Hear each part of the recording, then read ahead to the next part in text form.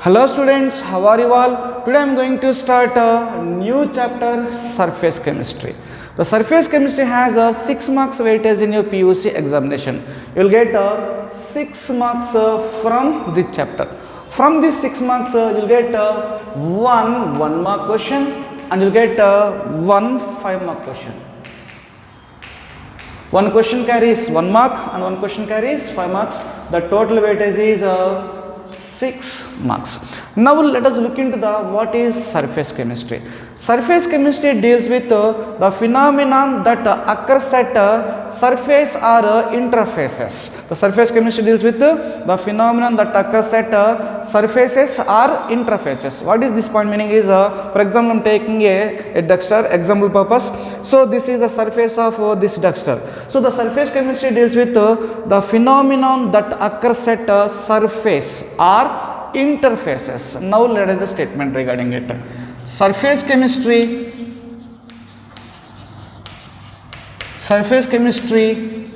deals with the phenomena that occur at surfaces or interfaces. So the surface chemistry deals with the phenomena that occurs at surfaces or interfaces. Interfaces are represented by separating bulk phase by hyphen or slash. What is the meaning of this point is, suppose understanding purpose I am dipping my hand in water. I am taking water in a bucket and my hand is dipping in it. Understanding purpose. Now the water is contact with my hand. My hand is a solid, water is a liquid. So between the liquid phase and solid phase there is an interface. That interface is represented by hyphen or slash. Next point, the interface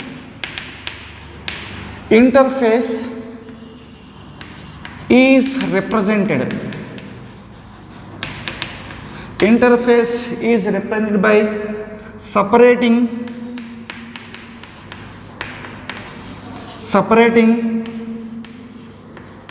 bulk phase by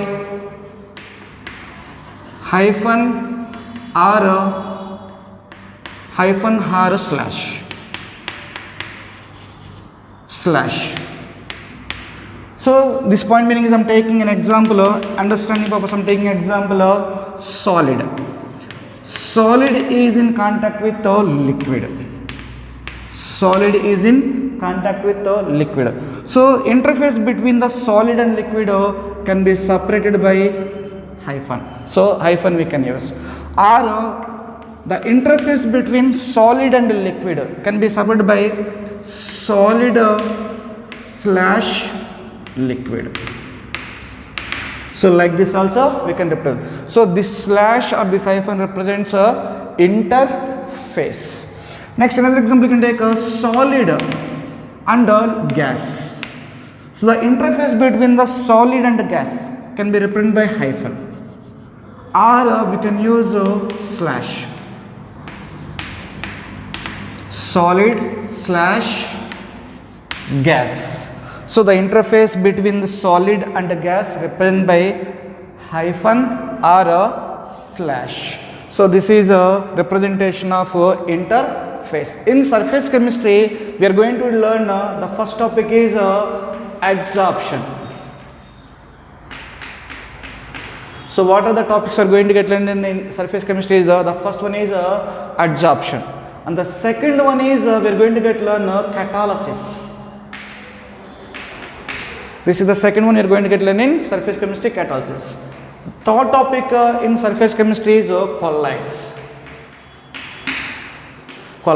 So in surface chemistry we are going to discuss adsorption, and the second one is catalysis, and the third one is colloids. Now we will discuss one by one in detail. The first one we will discuss adsorption. So this is introduction regarding the surface chemistry.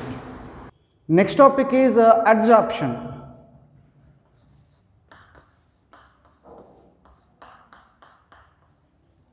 Adsorption. In addition to absorption, we need to learn some more important terms. They are, this is the first one, adsorption. The second one is adsorbate. The second term is adsorbate, and the third one is adsorbent. Fourth one is absorption. Fourth one is absorption, and the fifth one is desorption, and the sixth one is sorption. So adsorption, the first term is adsorption, the second one is adsorbate, adsorbent, fourth one is absorption, this is absorption, this is adsorption, and the fifth one is desorption, and the sixth one is sorption. Now let us discuss one by one in detail. Among them, the first one is adsorption.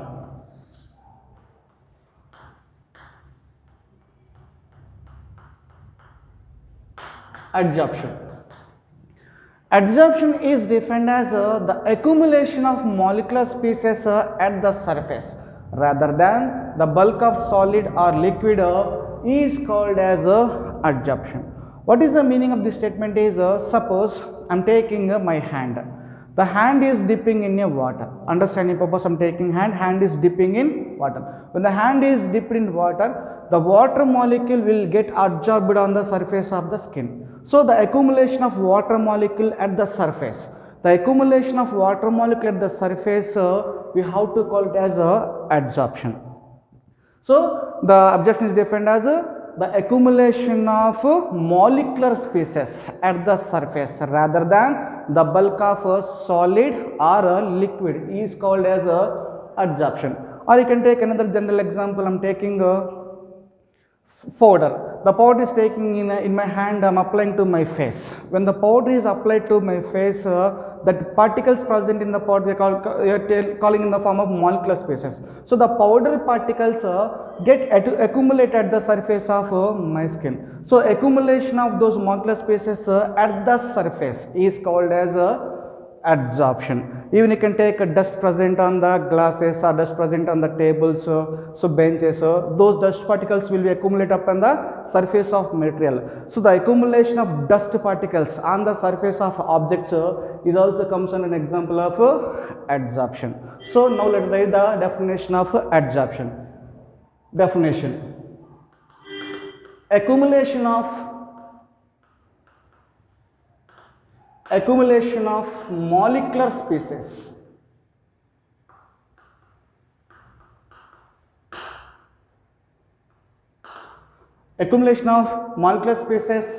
at a surface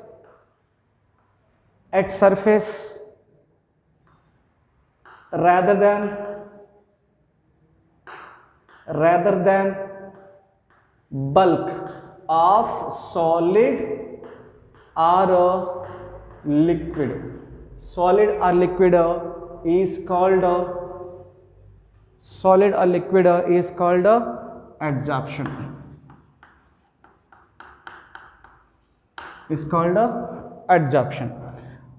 Next one is this is the first term. The second term is adsorbate. Second one is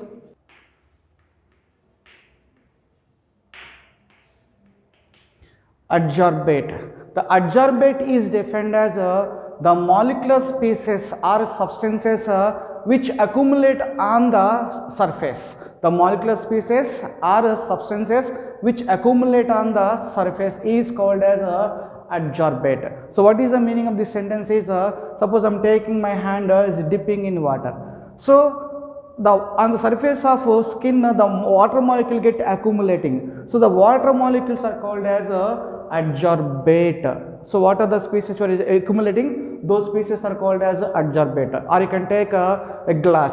Upon the surface of glass, dust particles is there. So those dust particles is called as adsorbate. So I am taking a powder. Powder is applying to my face.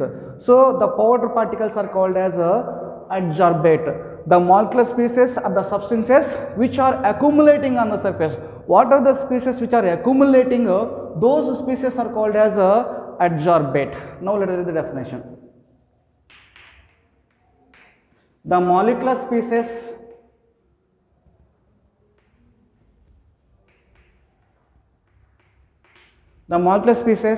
which are substances which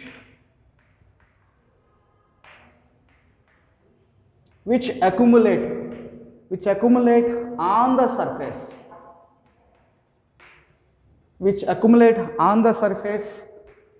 is called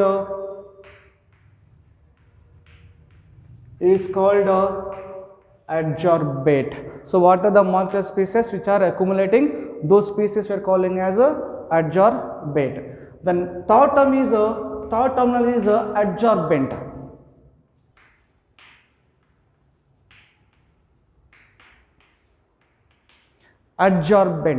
The adsorbent is defined as the material on a surface of which adsorption takes place is called as adsorbent.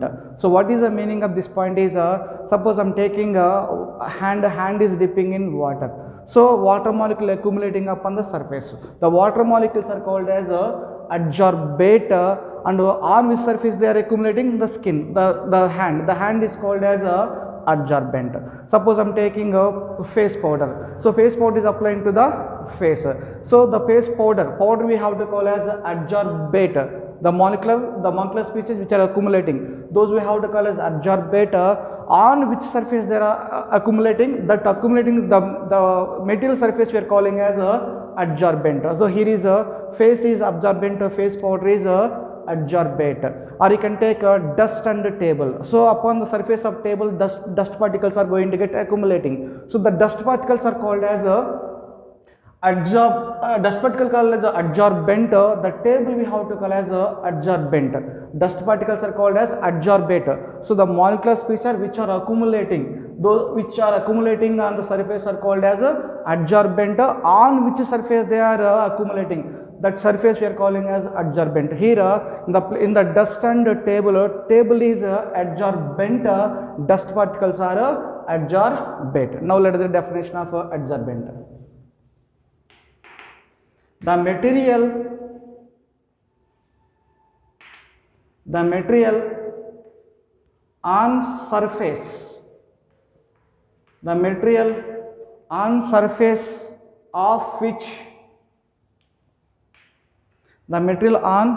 of which adsorption takes place.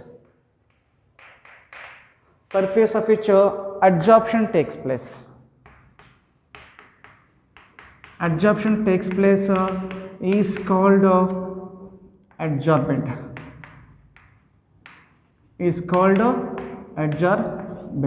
So this is adsorption, absorbate, and adsorbent. Next, absorption. This is the fourth one.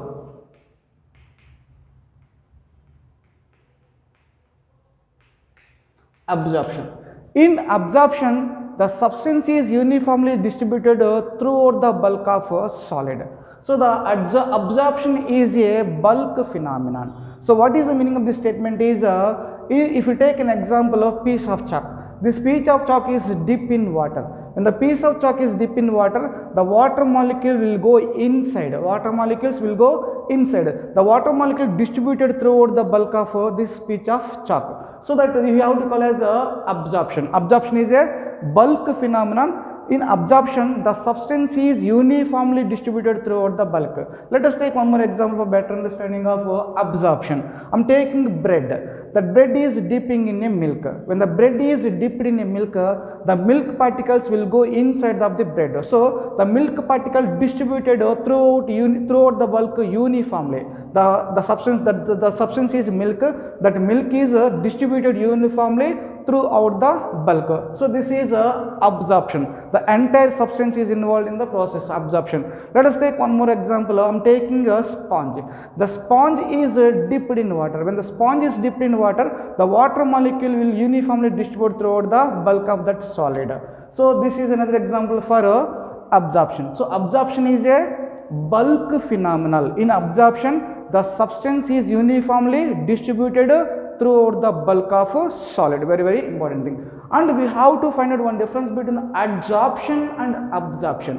Adsorption is a surface phenomenon, but absorption is a bulk phenomenon. So in the case of adsorption, the accumulation of molecular species at the surface only. So if the molecular species accumulate at the surface only, we have to call it as adsorption. If the molecular species are uniformly distributed, that means the substances uniformly distributed throughout the bulk, we have to call it as absorption. So there is a difference between adsorption and absorption. Adsorption is only at the surface. Molecular species accumulate at the only surface. We have to call it as adsorption. In the case of absorption, the molecular species, that means substances, uniformly distributed throughout the bulk. So this is the bulk phenomenon, this is a surface phenomenon. So that is one common difference between adsorption and absorption. And you can understand adsorption and absorption by taking one example. Suppose I am taking ink. In that ink I am dipping this chalk piece. When the chalk piece is dipped in the ink, the colored particles of ink will accumulate upon the surface of this chalk piece. So the chalk piece has colored particles, that colored particles accumulate upon the surface. But what is the solvent molecule present in the ink? That solvent molecule went inside of this piece of chalk. So the solvent molecule distributed throughout the piece of chalk, but colored particles only at the surface. So the colored particle accumulating on the surface, we have to call it as adsorption. The colored particle will not go inside. The colored particles will accumulate at the surface only. So that is adsorption. And solvent molecules are going inside. So solvent molecules are going inside, that is absorption. So there is a clear difference between adsorption and absorption. Very, very important difference. So adsorption, the molecular species accumulate only on the surface. Absorption, the molecular species uniformly distributed throughout the bulk of a solid. That means substance is uniformly distributed throughout the bulk of a solid. It is a bulk phenomenon. Let us read the definition. Definition. A statement regarding this. In absorption,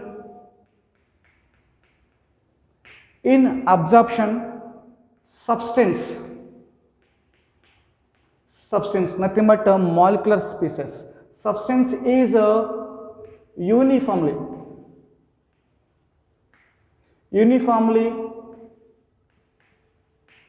distributed. Substance uniformly, I am writing here, uniformly distributed throughout the bulk. Throughout the bulk of a solid. Throughout the bulk of a solid. And another point in this case is absorption. Absorption is a bulk phenomenon.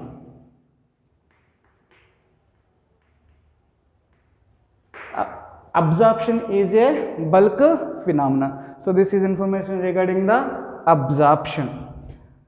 And the next one is fifth one we have is desorption.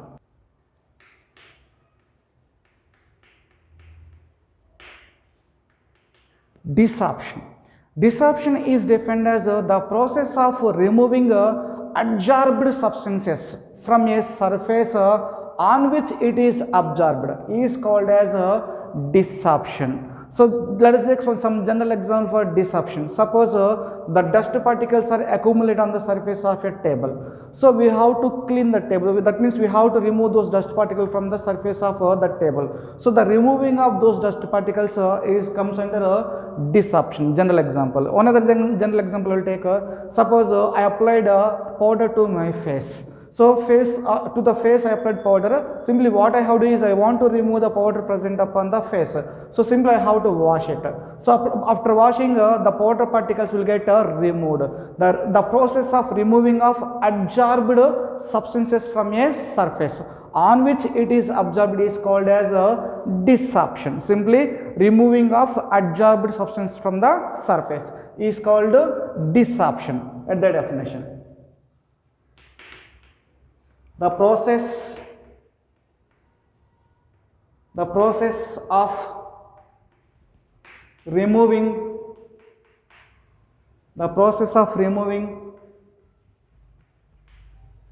adsorbed absorbed substance from a surface on which it is adsorbed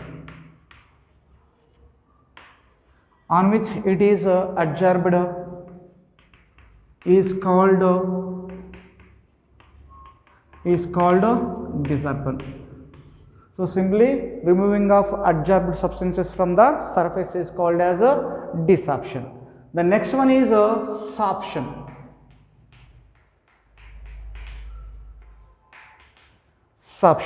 The sorption is defined as the both adsorption and absorption takes place simultaneously are called as a sorption.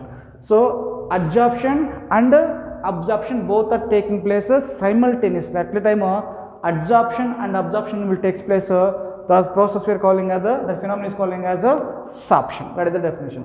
Both adsorption and absorption,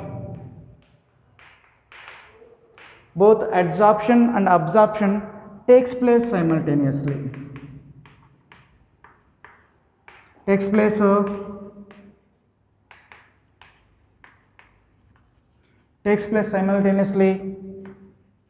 Are called sorption. That means the process is called as a sorption. So this is some important terminology. They are adsorption, adsorbate, adsorbent, absorption, desorption and sorption. Next, mechanism of adsorption.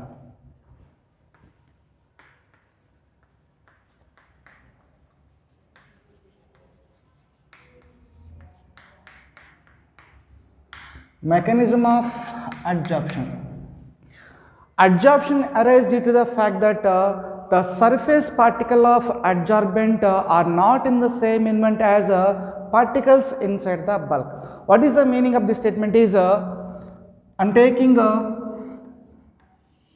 substance, a material, nothing but this is imagine adsorbent. It is an adsorbent. So imagine this is the surface of adsorbent. Understanding purpose, we have to take three-dimensional structure. Understanding purpose like this. So this is the particles present at the surface. Imagine this is the surface particles. The particles present at the surface. Now I am taking some more particles, they are present inside the bulk.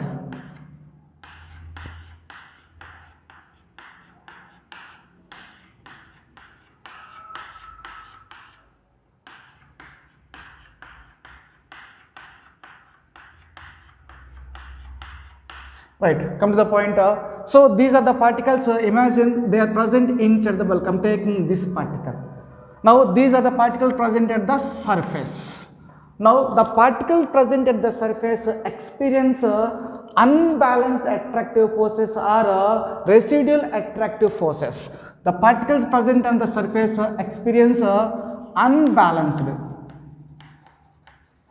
attractive forces. Attractive forces, they are also called as these are also called as, I am writing here, also called as residual attractive force. The particle present at the surface experience unbalanced attractive forces or residual attractive forces.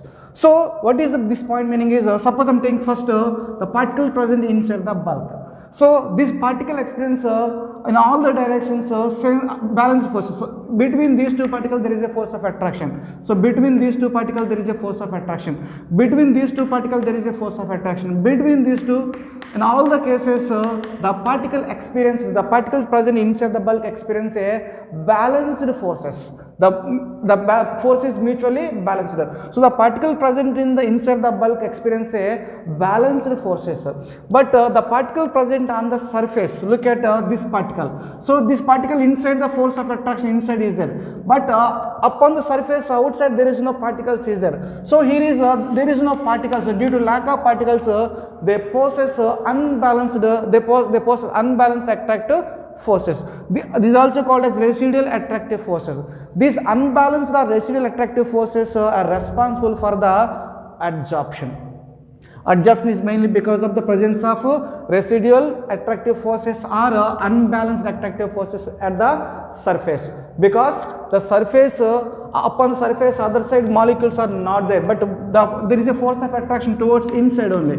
So these attractive forces developed between the particles present inside and particle present at the surface, but other side there is no particles to attract. So because of this one the surface molecule experience unbalanced attractive forces. So whenever the substance will come, whenever adsorbate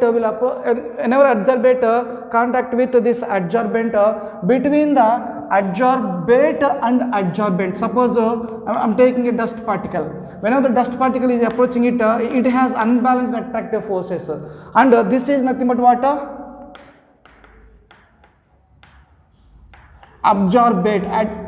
This is adsorbate. This is adsorbate, nothing but I am taking as a dust particle.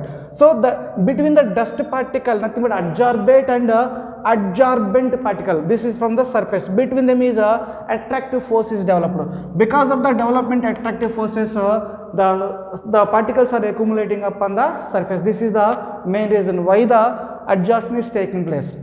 The simplest answer is adsorption is because of the presence of unbalanced or attractive forces by the surface particle, or they are also called as residual unbalanced attractive forces or residual attractive forces by the surface particle. Because of this unbalanced residual attractive forces adsorption is taking place.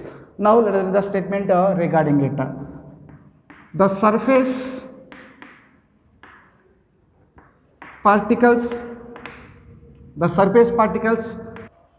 of adsorbent surface particles of adsorbent possess unbalanced attractive forces are also called as residual attractive forces. Unbalanced or residual attractive forces. These forces are responsible. These forces are responsible for attracting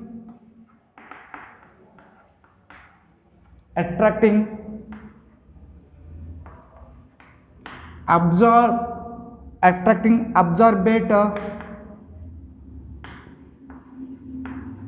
molecule on its surface.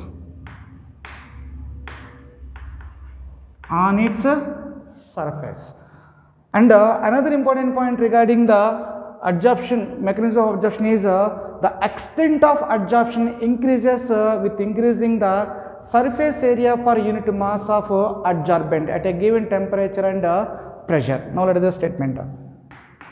The extent of adsorption increases with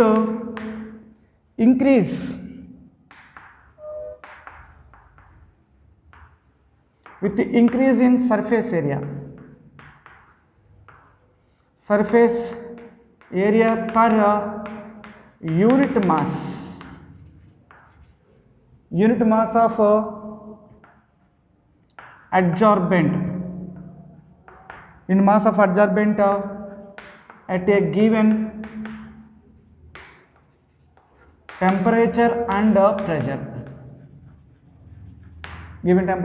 That means so extent of adsorption increases with increasing the surface area per unit mass of adsorbent at a given temperature and pressure. So this is one point relating to the mechanism of adsorption and heat of adsorption.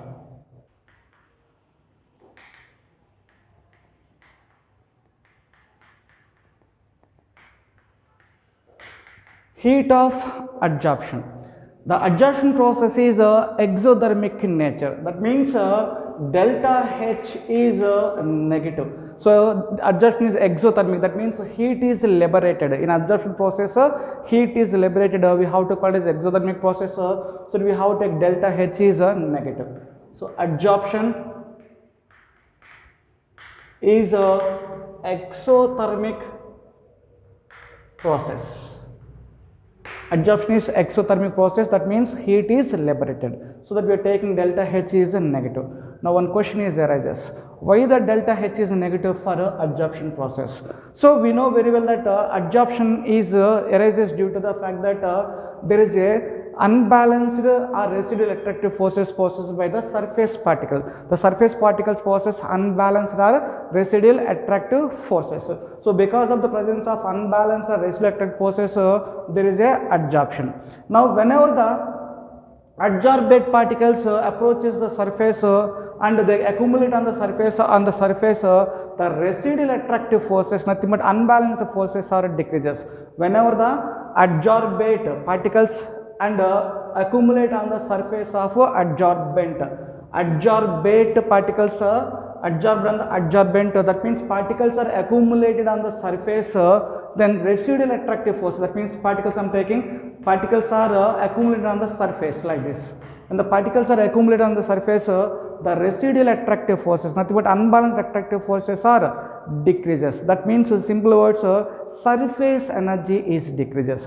Due to decreasing of the surface energy, the decreasing surface energy comes in the form of heat, appear in the form of heat. So the delta H is negative. So due to accumulation of absorbed particles on the surface, unbalanced or residual attractive forces are decreases. In simple words, there is a decrease in a surface energy. So the decrease in surface energy appear in the form of a heat. Heat is liberating. So the delta H we are taking as a negative. This is regarding delta H value. Delta H is a negative. Next, delta S. Delta S. So delta S for adsorption is negative. Delta S for adsorption is negative. And one more question is arises. So why the delta S is negative? Delta S is negative meaning is a decrease.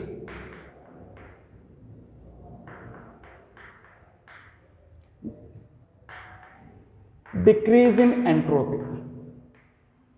Entropy during adsorption process, entropy decreases. So we are taking delta S is negative. Entropy meaning is randomness or disorderness of a system is called as entropy. Randomness or disorderness of a system is called as entropy. Entropy delta S value is going to get decreases. During adsorption, delta S is negative. Now what is the question is, why the delta S is negative for adsorption? This is because now gas molecules are randomly moving, their delta S is positive. So disorderness is more. So when gas molecules are get adsorbed on the surface, gas molecules are moving, when they are adsorbed on the surface, then their movement is arrested. When the movement is arrested, then we have to take delta S will be taken as delta S will be negative. So during adsorption, the gas molecules, suppose I am taking it is adsorbent, upon this adsorbent the gas molecules are going to get accumulating.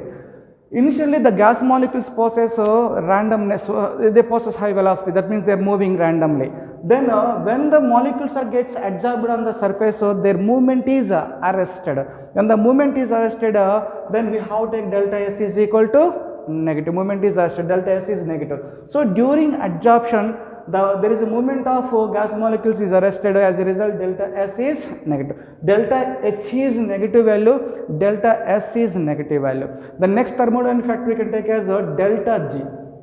Delta G also negative. For adsorption process, delta G also negative. This indicates that the adsorption is a spontaneous process. Spontaneous process. So this delta G negative indicates that adsorption is a spontaneous process. So by taking these two, we can combine delta S and delta H and delta G. We can take another equation, delta G is equal to delta H minus T delta S. So delta G is equal to delta H minus T delta S. If you want to get delta G value negative, adsorption is a spontaneous process. If you want to get delta G is a negative value, delta G is a negative value. If you want to get delta G is negative value, but what is the condition we have is delta H is also negative value. Delta H is negative value minus, and here is a T are taking as a constant, and here is delta S is negative value. So delta S also will be negative. So this negative into negative, this total term will become positive here. This will be positive.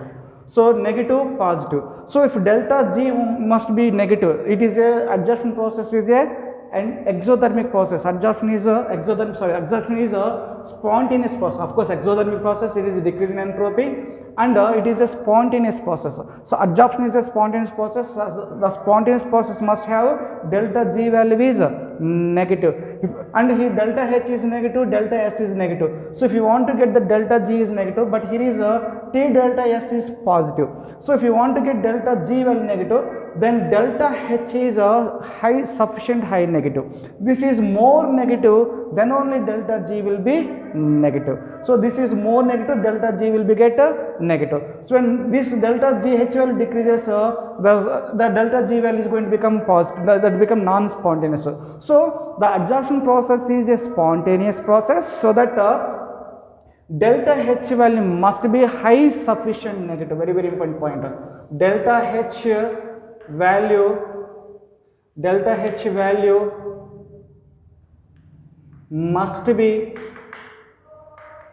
high sufficient negative.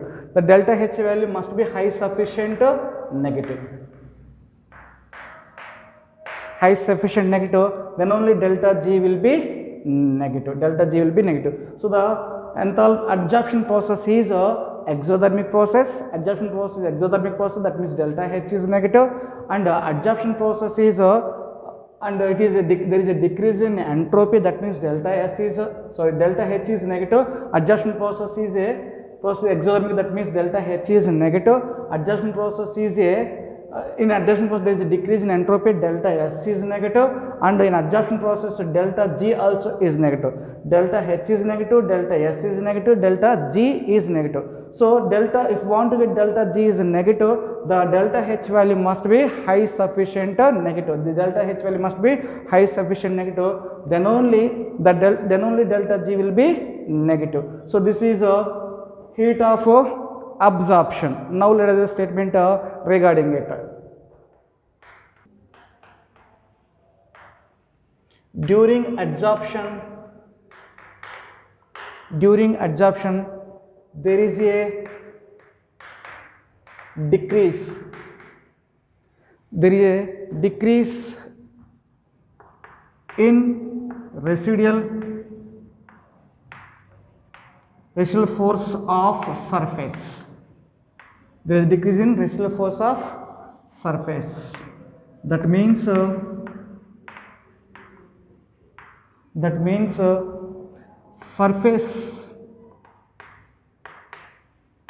surface energy decreases.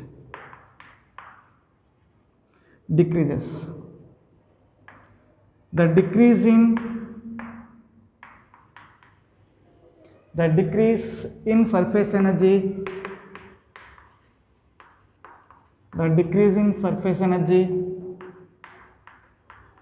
appear in the form of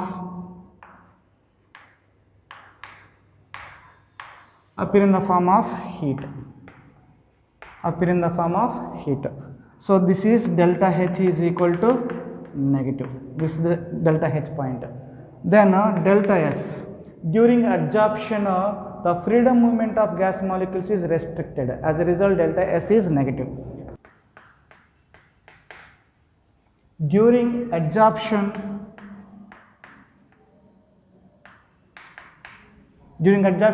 the freedom movement of gas molecules are restricted. freedom movement of gas molecules restricted. Freedom movement of gas molecules are restricted. That means delta S is negative. Delta S value is negative. So here is delta H is negative. Delta H is negative, delta S is negative. If the adjustion process want to become a spontaneous, the delta G value must be negative. The delta G is negative when delta H is high sufficient negative. So delta H is negative, if delta S is negative, negative, negative, positive. So the T delta S value will be positive. So if they want this delta G want to become a negative, this delta H value must be high negative. So when the delta H is negative, the process is spontaneous. When adsorption process is going on, that means the gas molecules are gets adsorbed on the surface. The unbalanced attractive forces or residual attractive forces are going to get decreases. When adsorption process is going on, the molecules are gets adsorbed on the surface. The unbalanced residual forces are decreases. When unbalanced residual forces are decreases, surface energy decreases. That means the delta H value decreases. The delta value less. So that means delta H value is going to get decreases. When delta H value get decreases when delta H is equal to the T delta S. Delta H is equal to the T delta H value. When the adsorption process is going on, delta H value is going to get decreases. Delta G will become negative when delta H is high value. So adsorption process is going on, unbalanced forces are getting decreases. Unbalanced forces are getting decreases. Delta H value is going to get decreases. That means surface energy decreases. Delta H value is going to get decreases. When delta H is equal to the T delta S value, this delta H is equal to T delta S value, delta G is equal to 0. When delta G is equal to 0, then equilibrium is attained. Delta G is negative, the process is spontaneous. If delta G is equal to 0, when it will be happened, delta H is equal to T delta S value. Delta H is equal to T delta S value, then delta G is equal to 0. When delta G is equal to 0, then equilibrium is attained. Equilibrium attained. Equilibrium is attained. So this is a mechanism of adsorption. That is heat of absorption. Delta H is negative, delta S is negative, delta G is negative, delta H is negative, adsorption is exothermic process. Delta S is negative, that there is a adsorption is in absorption there is a decrease in the entropy, and delta G is negative, meaning is adsorption is a spontaneous process. Then delta H is decreases when delta H is equal to T delta S, delta is equal to 0. That case there is a equilibrium attained. So this is a mechanism of adsorption.